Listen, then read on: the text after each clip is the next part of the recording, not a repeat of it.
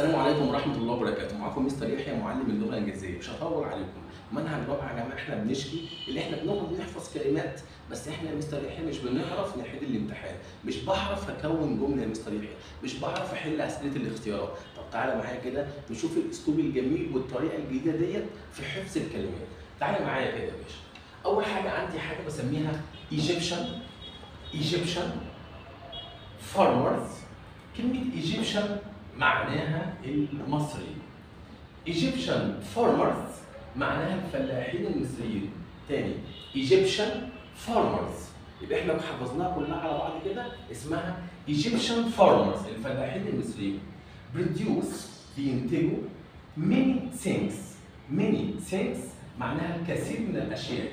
Egyptian farmers produce many things الفلاحين المصريين بينتجوا الكثير من الاشياء. طب ايه المشكله يا مستر يحيى؟ طب انت حفظتها لي كلمات، لا انا حفظتها لحضرتك كلمات بس كلمات مرتبه، الترتيب دوت مش موجود في اي كتاب.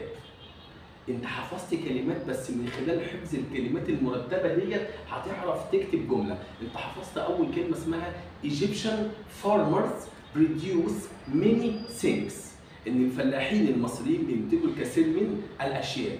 طب لو انا جيت قلت لك معلش تعالى كده اكتب لي موضوع تعبير، اول حاجه هتكتب ايه؟ اول حاجه يا مستر يحيى حفظناها كلمه Egyptian، اسمها ايه يا حبايبي؟ اسمها Egyptian. طب Egyptian ايه؟ Egyptian farmers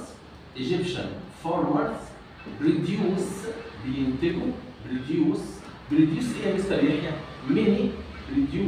many things، بيدرسوا او بينتجوا many things العديد من الاشياء. يبقى Egyptian farmers produce many things الفلاحين المصريين بينتجوا الكثير من الاشياء. ايه ده؟ ده انا كونت جمله ما انت حفظتها بطريقه مرتبه.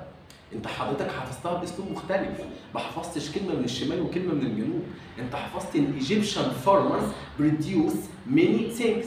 هقعد اقول كده واردد كده يا مستر يحيى هي اول كلمه، بعد كده احفظها جمله Egyptian farmers produce many things الفلاحين المصريين بينتجوا الكثير من الاشياء. تاني Egyptian، خلي ابنك كده او بنتك ورقه وقلم وتكتب الجمله كامله بقى، حتى لو انا هنزل بيها كلمه هنزل بكل كلمه عمود، مش هنزل بكلمه Egyptian لا، تنزل Egyptian farmers produce many things.